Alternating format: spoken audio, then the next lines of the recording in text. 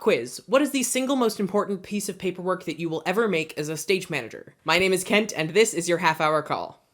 Attention cast and crew, this is your half-hour call. Half hour to the top of the show. Half hour.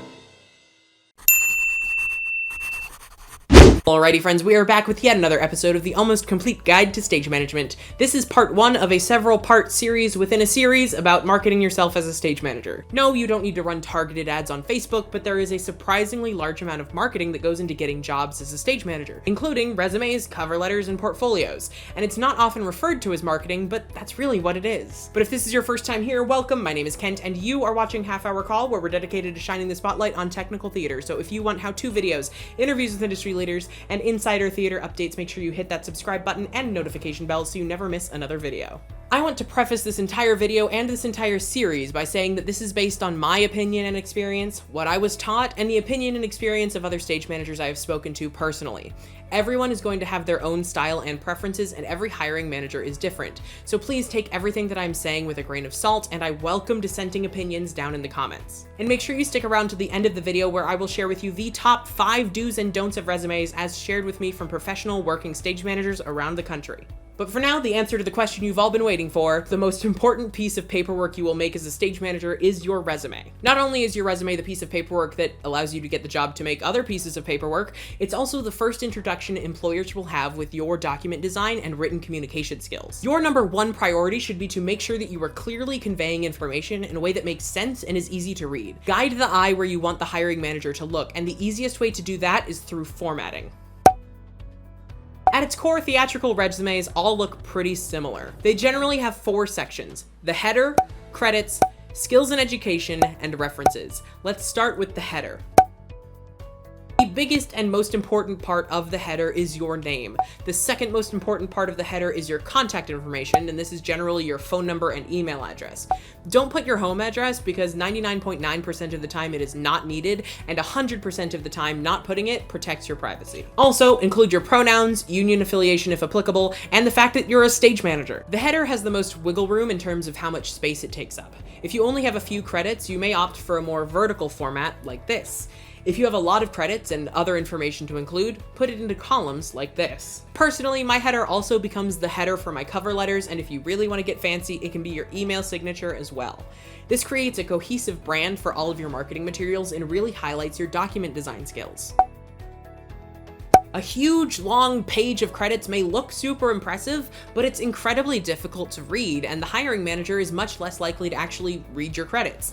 The solution is to split them up into categories. For this, there are generally 2 schools of thought. Split them up by job title, like production assistant, assistant stage manager, and stage manager, or split them up by type of production. Broadway, off-Broadway, regional, theme park, educational, whatever. Both work fine, but think about what message you're sending, and go with whichever one will show you in the best light possible. Generally, my opinion is that you should organize in whichever one makes you look like you've had the most experience. If you're fresh out of college and have only done educational theater, go ahead and list it by job title. However, if you've been bouncing between different types of work and you want to highlight that as an asset, go with different types of productions. This is the method I chose because I want to highlight that I have experience in regional theaters, theme parks, and cruise ships. Your sections will depend on your experience, but generally you want at least 2 employers per category so it doesn't look empty.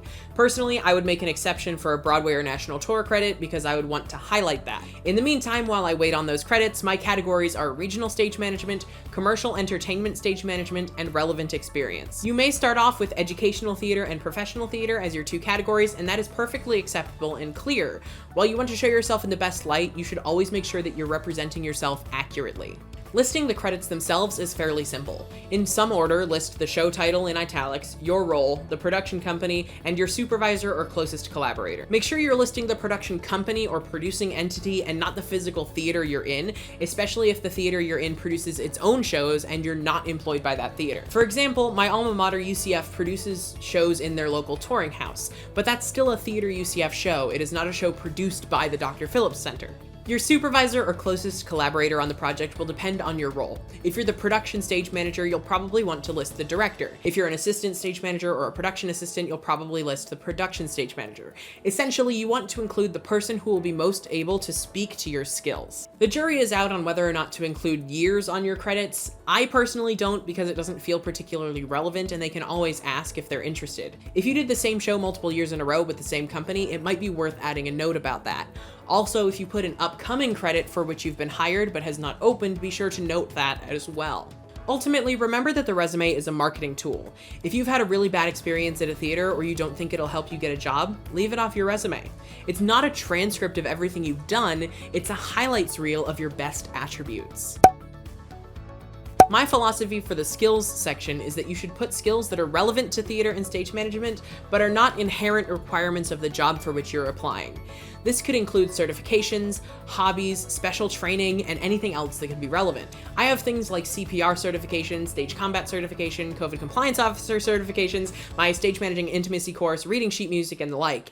I don't, however, have Microsoft Office Suite, because if you've been a stage manager in the last decade or more, that's probably a given. If you're looking to fill more space or round out a column, sure, but things that are relatively safe to assume are the first that are on my chopping block. My opinion on the skills section is that it should show why you are unique and what you bring to the table, not to try and justify the fact that you're qualified for the job. But the biggest thing about your list of skills is that you need to be able to back up why that is on your resume in an interview. For education, the same uncertainty around whether or not to put your year of graduation remains. However, if you're a current student, definitely put your expected graduation. Generally, when you submit to stage management positions, you'll want to include a couple of references. Make it easy for the hiring manager to get those glowing reviews of you. Don't make them ask you to include them. However, if you're posting your resume publicly on a website, don't include your references' contact information. Also, be sure to ask these references in advance before putting them on your resume. These could be mentors, former supervisors, college professors, anyone who can speak to your skills as a stage manager and with whom you have a good relationship. While everyone has their own style and preferences, these are some of the things that most stage managers I spoke to could agree on. First, absolutely do not forget to hit the like button for the YouTube algorithm. In all seriousness, number 5 is do not use online business resume templates.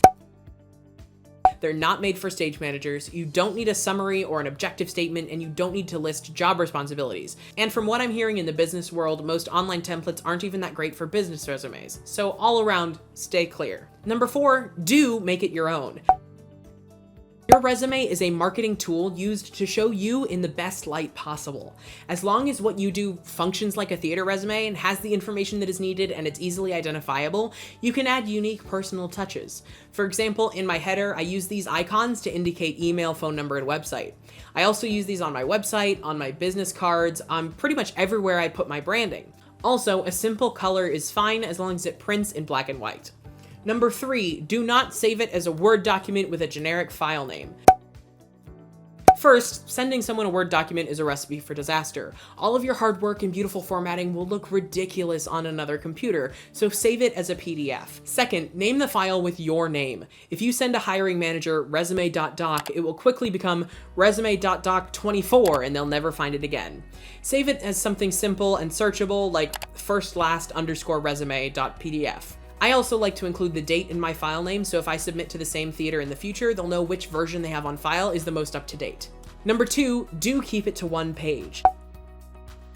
It's a highlights reel, not a transcript. If you can't fit all your credits on your resume, congratulations, you get to be selective about how you present yourself. This might be your most recognizable credits, highlighting work that you've done with mutual connections with the company you're submitting to, or work that shows that you have relevant experience for that particular project. For example, if you're submitting to a show with kids, you may want to include that you've done shows with kids in the past. And number 1, do not lie on your resume. This is the biggest piece of advice that came up the most. Everyone in this industry knows everybody else, so make sure you are presenting yourself accurately. Pretend you're advertising a Broadway show. If you don't get good reviews, just don't add them to the poster. You don't make up good reviews, unless you're David Merrick, but that's beside the point. Part 2 of this tip is to make sure that you're not accidentally lying on your resume.